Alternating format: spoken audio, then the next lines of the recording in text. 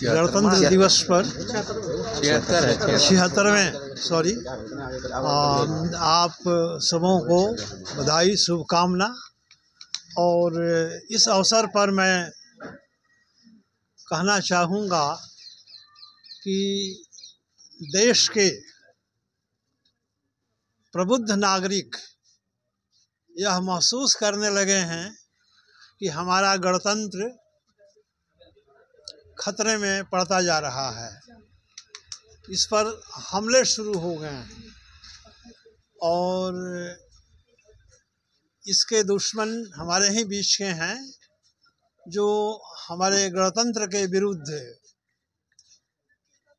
षड्यंत्र कर रहे हैं, साजिश कर रहे हैं।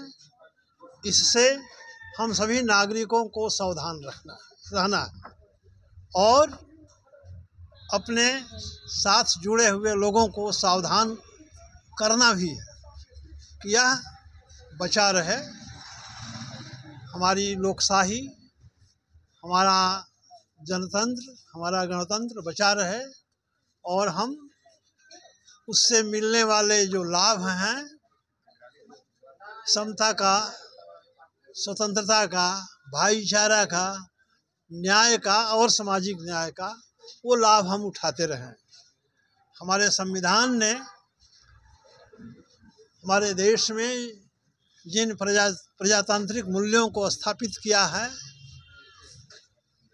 हमारे जीवन के मूल्यों को स्थापित किया है, वो मूल्य अक्षुण्ण रहें, उसका लाभ हमारी आने वाली पीढ़ी भी उठाती रहे और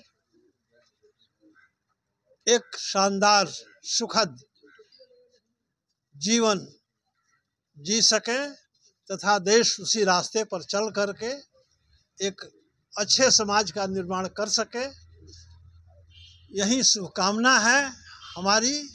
और हम यही चाहेंगे कि देश के जो प्रबुद्ध नागरिक हैं, जो संविधान में विश्वास करते हैं और देश में तार्किकता, बौद्धिकता और वैज्ञानिक सोच को भी विकसित करने की ज़रूरत है।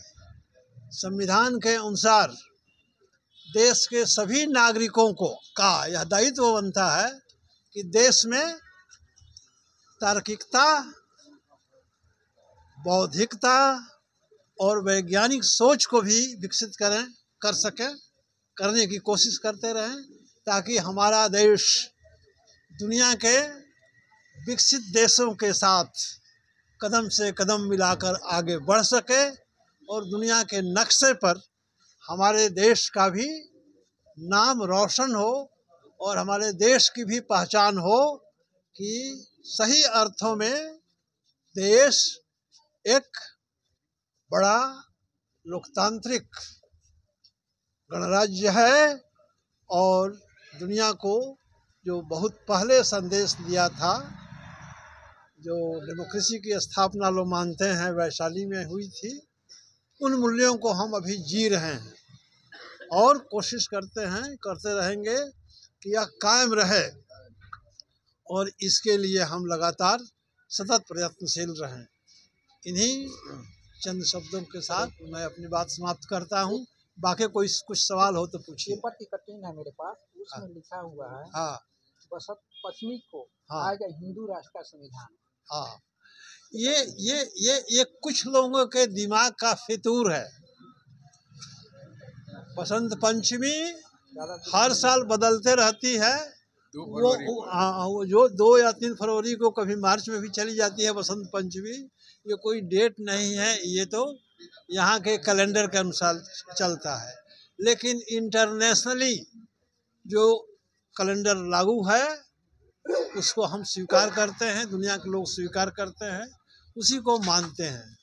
ये कुछ लोग, निगेटिव सोच के लोग, इस तरह की बातें करते रहते हैं और ख़ासकर जो हिंदू राष्ट्र की वकालत करने वाले लोग हैं वो करते हैं, जो संभव ही नहीं है, जो सपना देख रहा है उनका दिवा स्वप्न है। ये संभव ही नहीं है इस देश में कुछ भी कर लें, क्योंकि यह देश बहुधर्मी देश है, बहुसांस्कृतिक देश है, मल्टी कल्चरल कंट्री हैं हम।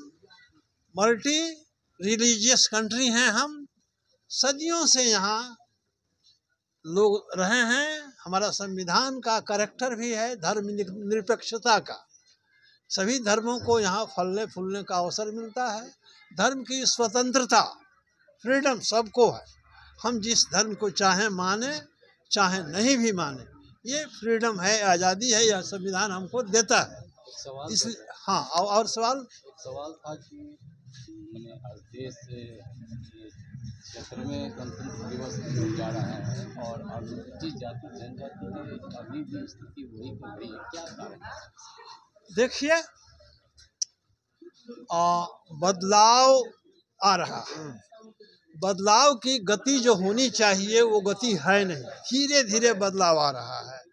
और पूरा दुनिया का इतिहास, दुनिया के देशों का इतिहास ऐसा ही रहा है कि चेंज या परिवर्तन, सामाजिक परिवर्तन में समय लगता है। पहले जो हमारी स्थिति थी आज नहीं है, बदला है। लोग मुखर हुए हैं, बोल रहे हैं और हर फील्ड में हमारे लोग दिखने लगे हैं। बाबा साहब ने कहा था कि शिक्षा हमारा हथियार है। शिक्षा के हथियार को लोग पहचान चुके हैं और उस हथियार से वो अपना रास्ता बनाना शुरू कर दिए हैं। और मैं समझता हूँ कि आने वाले समय में यह प्रयास रुकेगा नहीं।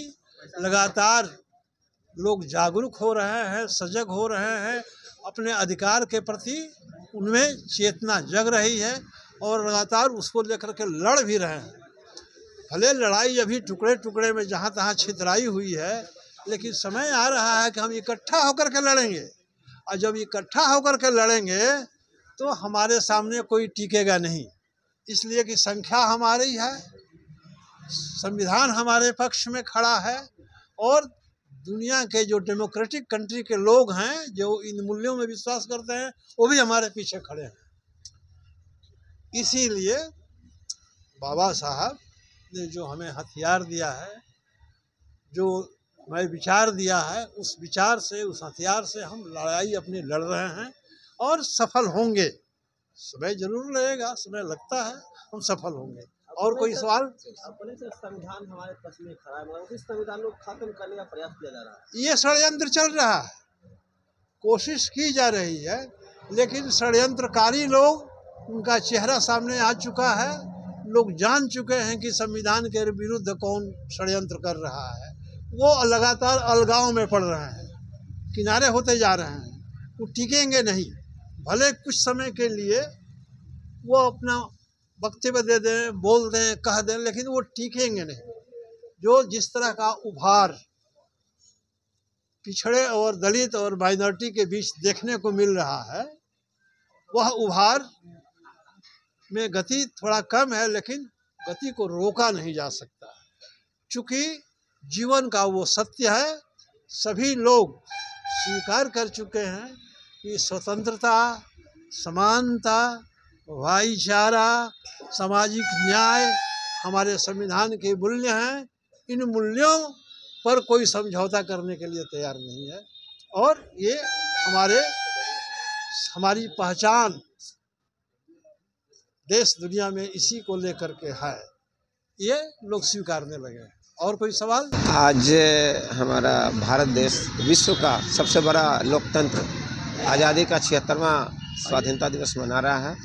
इस अवसर पर हम लोगों ने आज कार्यक्रम किया है और इसमें सभी वक्ताओं ने अपनी अपनी बातों को रखा है। जैसा कि अभी बातें आ रही थी कि एक नया संविधान रचने की बातें आप लोगों ने पूछी है, ऐसा इसका हमारा समाज इसको सही नहीं मानता है। इस पर हम लोग विचार विमर्श करेंगे, वो समय के आने के बाद देखा जाएगा।